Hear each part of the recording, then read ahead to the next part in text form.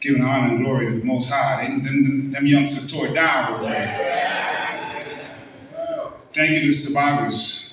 I don't know where you get the amazing strength to move forward and inspire us, but I thank you so much for that. I know a lot of it comes from faith.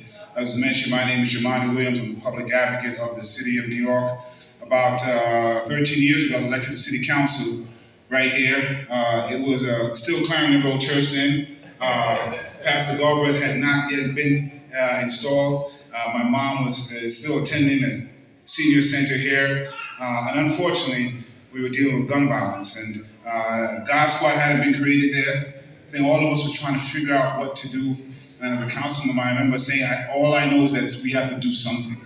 And whatever shootings would happen, we would just stop and say, look, we have to do something at this spot so people know that we care, that their family members are dying, and that we want to do something about it.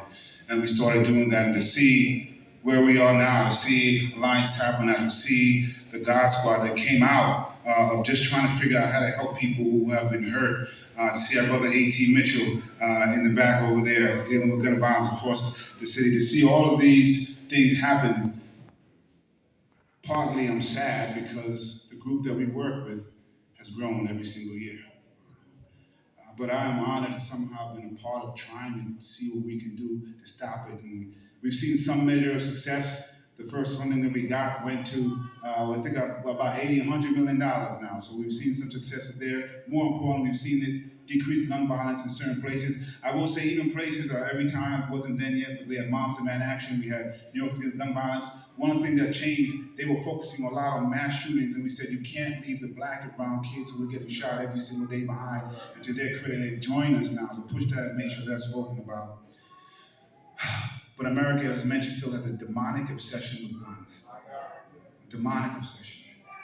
And no matter what happens, guns keep flowing into our communities, and people keep dying. And so I try to keep doing two things. One, these families deserve accountability and justice for what happened.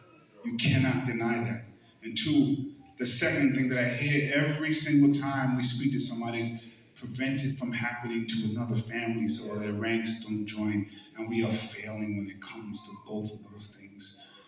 And I'm sorry that we continue to fail you. These elected officials who are here, our DA, our Attorney General, I know want to do so much more to help you bring justice and accountability, and even as important, prevent it from happening to someone else.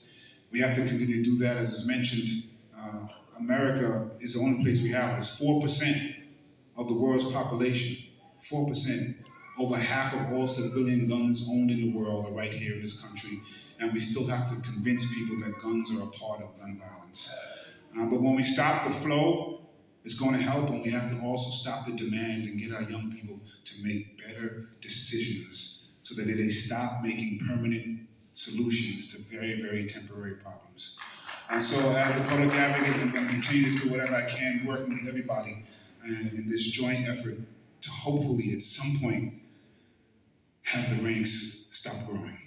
Peace and blessings. Love and light to you. Thank you so much.